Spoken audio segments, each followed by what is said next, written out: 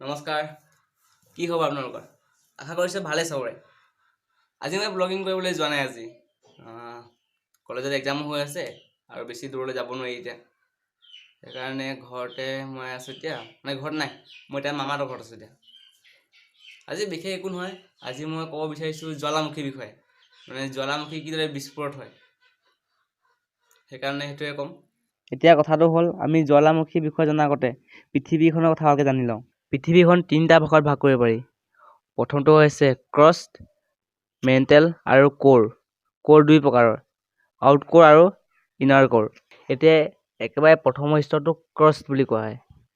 যেনে এতিয়া আপুনি আছে, মই আছোঁ, গছ গছনি, যোনটো স্তৰত জীৱ জন্তুৱে বাস কৰে সেইটো ক্ৰষ্ট স্তৰ। এতিয়া হৈছে মেণ্টেল স্তৰ। মেণ্টেল স্তৰটো মাজৰ স্তৰটো হয়। এই স্তৰটো বহুত গৰম। মেণ্টেল স্তৰ 2890 কিলোমিটাৰ ডাঠ হয়। এই মেণ্টেল স্তৰতে চিলিকেট, লোহা, মেগনেছিয়াম পোৱা যায়। আৰু একেবাৰে শেষৰ স্তৰটো হৈছে কোৰ স্তৰ। কোৰ স্তৰটো ভাগ দুটা, আউট কোৰ আৰু ইনাৰ কোৰ। ইনাৰ কোৰটো প্ৰায় 1200 কিলোমিটাৰ শকত হয়। গৰমটো এনেও বেছি, তাত বহুত গৰম বেছি। তাৰ গৰমটো প্ৰায় সূৰ্য সমান গৰম। হ'লেও ইমান গৰম হোৱাৰ পাছতো তাত থকা ধাতুবোৰ গলি নাযায়, কাৰণ তাৰ বাহিৰৰ পৰতবোৰ প্ৰেছাৰ বেছি। এতিয়া মেইন পইণ্টটো হ'ল, আপোনালোকেতো গম পালেই মেণ্টেল লেয়াৰৰ গৰমটো বহুত বেছি। তাৰ উপৰিও গৰমৰ লগে লগেও মেণ্টেল লেয়াৰৰ প্ৰেছাৰ মানে চাপটো অতি শক্তিশালী। কিন্তু কেতিয়াবা তাৰ প্ৰেছাৰটো কমি যায়। তাৰ ফলত তাত থকা কিছুমান ধাতুবোৰ গলি যায়। তেতিয়া সেই গলি যোৱা ধাতুবোৰক লাভা বুলি কোৱা হয়। আৰু এই লাভাবিলাকক মেগমা বুলিও কোৱা হয়। তেতিয়া এই লাভাবোৰ গলি যোৱাৰ ফলত চাৰিওফালে বিয়পি যায় আৰু ওপৰৰ পৰতবোৰত প্ৰেছাৰ দিবলৈ ধৰে আৰু বাহিৰৰ পৰতবোৰ ওপৰৰ ফালে গতি কৰিব ধৰে। তাৰ পাছত ওপৰৰ লেয়াৰবোৰ ওপৰৰ ফালে গতি কৰাৰ লগে লগে চেয়া মেলিবলৈ ধৰে, মানে ফাটি যাবলৈ ধৰে। তেতিয়া তলৰ লাভাৰ প্ৰেছাৰবোৰ সহ্য কৰিব নোৱাৰে। তেতিয়া ওপৰৰ লেয়াৰবোৰ যদি বেছি ফাটি যায়, তাৰ পাছত ওপৰৰ লেয়াৰবোৰ ফাটি লাভাবোৰ বাহিৰলৈ ওলাই আহে। তেতিয়াই এটা জ্বালামুখীৰ সৃষ্টি হয়, বা তলৰ লাভাবোৰ ওপৰলৈ ওলাই অহা এটা দৃশ্য দেখিবলৈ পাওঁ।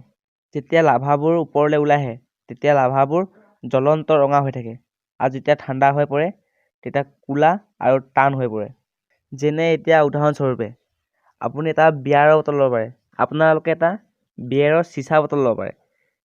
বিয়াৰৰ চিচা বটলৰ চিচাবোৰক আপোনালোকে ধৰি লওক, সেইবোৰ এটা স্তৰ, মানে যোনবোৰ ওপৰৰ স্তৰবোৰ হৈছে চিচাবোৰ, আৰু লাভাবোৰক ধৰি লওক, ভিতৰৰ এলকহলবোৰক আপোনালোকে লাভা বুলি ধৰি লওক। এতিয়া আপোনালোকে যদি বিয়াৰৰ চিচা বটল যদি বেছিকৈ জুকাই থাকে, তাত গেছৰ সৃষ্টি হ'ব। গেছৰ সৃষ্টি হৈ তাত প্ৰেছাৰবোৰ বাঢ়ি যাব। তেতিয়া সেই প্ৰেছাৰবোৰ বটলটোৱে সহ্য কৰিব নোৱাৰা হ'ব। তেতিয়া আপুনি যদি ঢাকনটো অকণ খুলি দিয়ে, সেইবোৰ চব উৰি যায়গৈ। ঠিক তেনেদৰে লাভাবোৰো তলৰ পৰা ওপৰলৈ ওলাই আহে। এতিয়া জ্বালামুখীকো তিনিটা ভাগত ভাগ কৰিব পাৰি। যেনে এতিয়া এক নম্বৰ হৈছে জীৱিতভাৱে থকা জ্বালামুখীবোৰ। ভাৰততো এটা জীৱিতভাৱে জ্বালামুখী আছে। সেই জ্বালামুখীটো আন্দামান নিকোবাৰ নামৰ ঠাইত দেখিবলৈ পোৱা যায়। দুই নম্বৰটো হৈছে চুচুট বা নিন্দ্ৰা। এইবোৰ জ্বালামুখী বছৰ বছৰ ধৰি বিস্ফোৰণ নহয়, কিন্তু বহু বছৰৰ মূৰে মূৰে এবাৰ বিস্ফোৰণ হয়। ৩ নম্বৰটো হৈছে মৃত জ্বালামুখী। এইবোৰ জ্বালামুখীৰ বিস্ফোৰণ নহয়, আগতে হৈছিল কিন্তু আকৌ এবাৰ হোৱাৰ কোনো আশা দেখা পোৱা নাযায়। তেনেহ'লে বন্ধুসকল, যদি ভিডিঅ'টো চাই ভাল লাগিলে ভিডিঅ'টো লাইক আৰু চেনেলটো ছাবস্ক্ৰাইব কৰি দিব। যদি মোক কোৱা যদি কিছুমান ভুল হৈছে, তেনেহ'লে আপোনালোকে মোক শুধৰাই দিব। মই জ্বালামুখীৰ বিষয়ে যিকণ জানো সেইবোৰ ক'বলৈ চেষ্টা কৰিলোঁ। ভিডিঅ'টো মানে আপোনালোকে অলপ হ'লেও বুজি পালে বুলি আশা কৰিছোঁ। Bye bye.